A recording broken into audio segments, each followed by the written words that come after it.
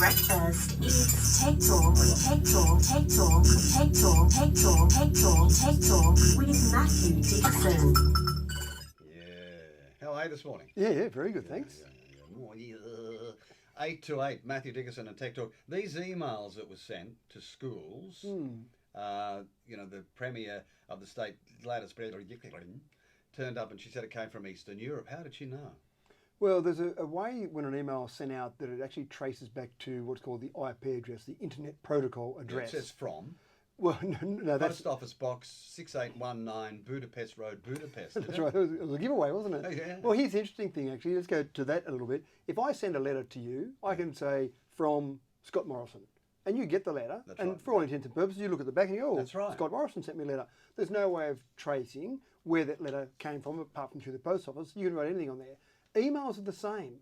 I can send an email to you, and within about 1 minute it will take me to make it look like it came from the Prime Minister's email address. Can I do it that simply? It's very simple to what's called spoof an email address. But what's a little bit harder to do is actually make it come from a different IP address, Internet Protocol address. So when you try and send it, if I send it from my computer and I say from Scott Morrison, I say, hi Richard, have a nice day, I really like you, whatever I say, all that there for you at the computer, as you say, it says from, oh, look at that, it came from the right email address, everything's okay. But if you have someone, and obviously the state government's got some IT experts in there, that goes behind the scenes and looks at where the steps that actual email has gone through, you can trace back those various steps. So there's a paper trail, so to speak. Yeah, there's a paper trail. Now, the very clever hackers who want to cause some trouble will also spoof an IP address. Now, spoofing an IP address is much harder. That would be the equivalent of dropping a letter in the Dubbo post office and make it look like it came from the Sydney post office, for example. That's a bit trickier to do that.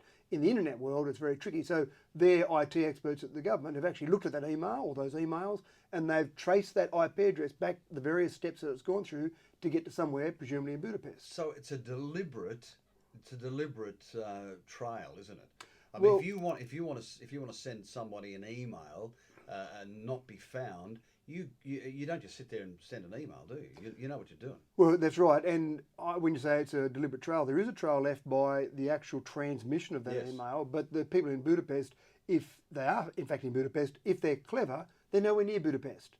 They're somewhere else in the world, and they've spoofed an email address in Budapest. And why would somebody in Eastern Europe, as Gladys said, want to send an email allegedly about an explosive device in these dozens of schools?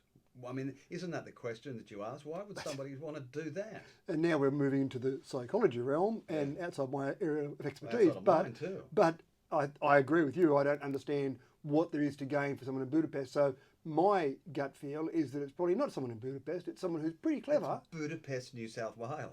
That's right. It might be Budapest, right near one of those schools. Well, that's it. But if they were clever enough, they could actually get... And what they would do to do this, one of the ways, there's a variety of ways, but one of the ways is that you could get control, you could hack into someone's computer in Budapest and then make an email come from there. So you could go to Budapest on your own. You could go to Budapest virtually. Right. Yep. And so you'd basically get into someone's computer in Budapest. So, there's a bloke called M. Dickinson. He lives in Budapest Street, Budapest. I'll go to his email computer, and then send it from his computer. That's right. But I would spoof the email address to make it look like it's coming from somewhere different. And then I know when the IT experts look at it, they find an IP address in Budapest, and all the focus is then put on Budapest. But that's let's say it's 1 minute of simplicity to create a fake email address that sends and looks like someone else.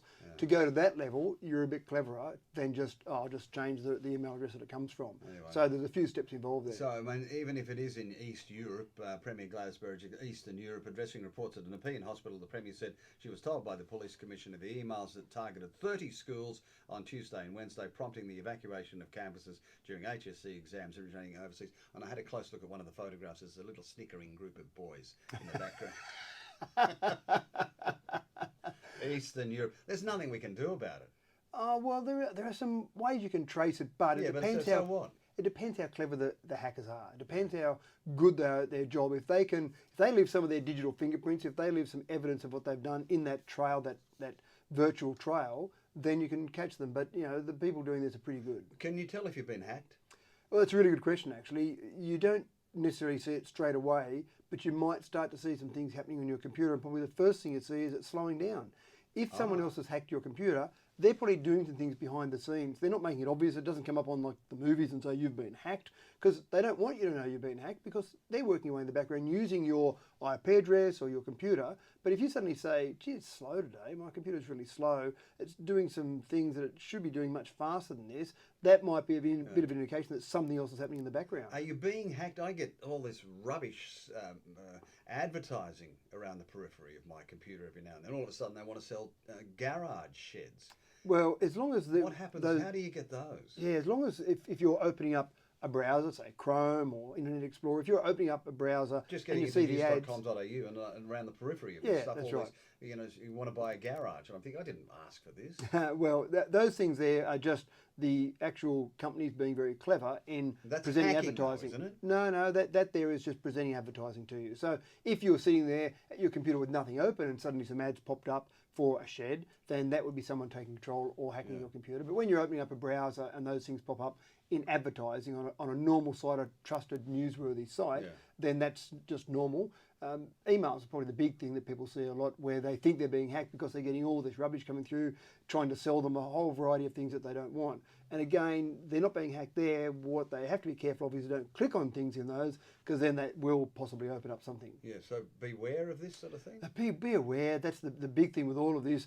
Just be conscious of what things should be happening. Don't click on things. Sometimes people get very worried. They get an email from their bank or their telco or their energy provider, and they desperately want to go and click on it to fix up that bill, but just be aware, I suppose. And watch out for emails coming from Eastern Budapest. That's right. Is that right? That's what you've got to do. Absolutely. Thank you, Matthew. You are full of it, aren't you? I am, absolutely. Yeah. On to the breakfast is Tech Talk, Tech Talk, Tech Talk, Tech Talk, Tech Talk, Tech Talk, Tech Talk with Matthew Dixon.